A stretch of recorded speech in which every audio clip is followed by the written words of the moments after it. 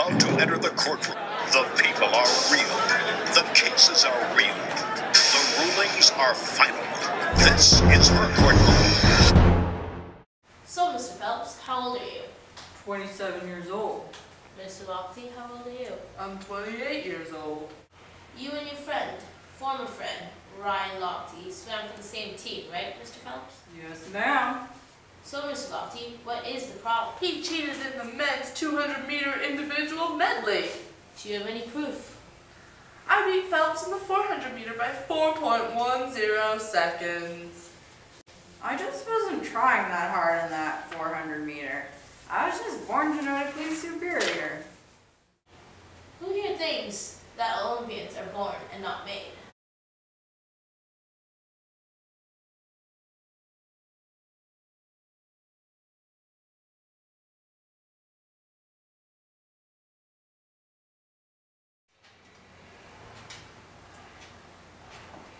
Yes, what do you mean? No, Yeah, not really. are you kidding? Totally. No. Yes. Yes, yes, Yes. Yes. Well, you see, I'm 6'4". That makes me 2 inches taller than you.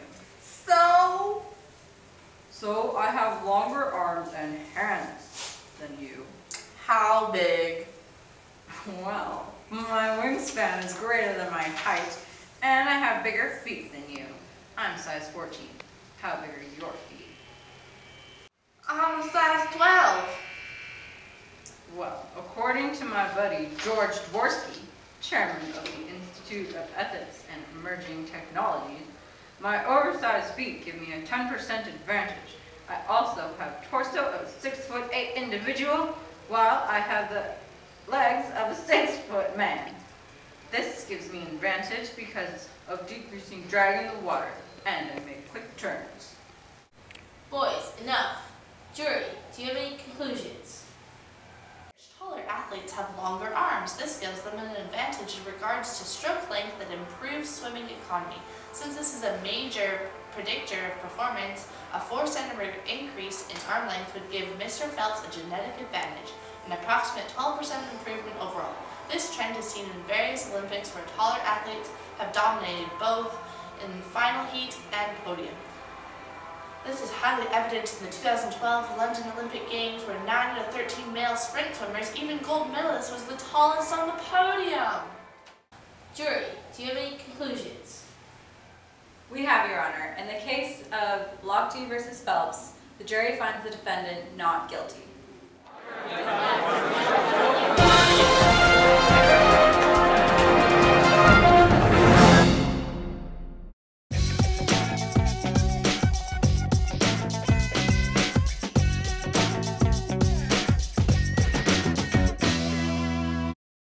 The 24-year-old Jelena would cross the finish line in 2 hours, 23 minutes, and 7 seconds, a new Olympic record, besting the old mark by 7 seconds. Our second case is between Stephen Kiprotich from Uganda and Tiki Jelena from Ethiopia. Ms. Tiki would like to change policy so that she can compete with the males in the marathon, as she is only 10 seconds behind Mr. Kiprotich. All rise for the Honorable Judge Superior. Miss Tiki, what is your case?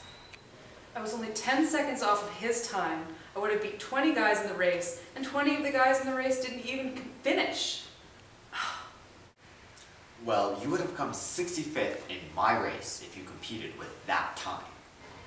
Panel of level 1 evidence experts, what is your opinion?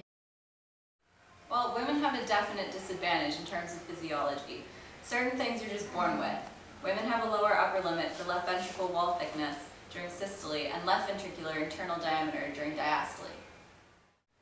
Elite males can go up to 14 millimeters for left ventricular wall thickness and 65 millimeters for the ventricular internal diameter. On the other hand, females go up to 11 millimeters for wall thickness and 60 millimeters for internal diameter. Aha! But performance isn't just based on thickness and diameter.